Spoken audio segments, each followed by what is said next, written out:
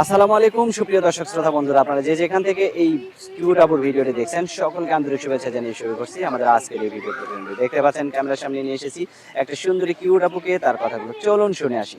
আসসালামু আলাইকুম আপু। ওয়ালাইকুম সালাম। কেমন আছো তুমি? ভালো আছি। তোমার নাম কি আপু? নাম হ্যাঁ। নাম নূপুর। নূপুর, কোথায় থাকো নূপুর তুমি? থাকি যশোর। আচ্ছা, তোমার বাবা মা আছে? বাবা বিয়ে করে চলে গেছে, নানির কাছে থাকি, দুইটা বোন। দুইটা বোন, নানির কাছে থাকো? হ্যাঁ। নানির বিয়ে হয়েছে? হ্যাঁ, নানা মইরা গেছে, নানির কাছেই থাকি। ও, নানা মরে গেছে, ওই জন্য নানির বিয়ে হয়েছে, নানার কাছে থাকো নাকি? হুম। আচ্ছা, তো এখন তোমার তোমার কি জানি কয় বাপ আছে না মা আছে কইলা? মা নাই, বাবা বিয়ে করে চলে গেছে, তো নানির সেই কাছে সৎ মা কি থাকি। আছে না সৎ মাও নিয়ে গেছে? সৎ মা অনেক জ্বালাতন করে, মারধর করে, বলে সৎ মার কাছে থাকি না। সৎ থাকো না? না। তো এখন তোমার বয়স কত?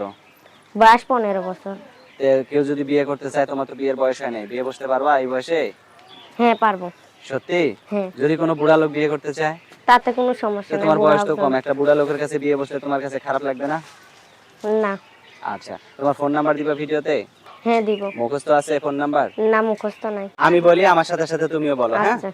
017 017 64 64 37 37 81 81 85। 85। এটাই তো তোমার নাম্বার না? হ্যাঁ। এই নাম্বারে ফোন দিলে কে ধরবে? আমি ধরবো? না, আমি ধরবো। তুমি ধরবা?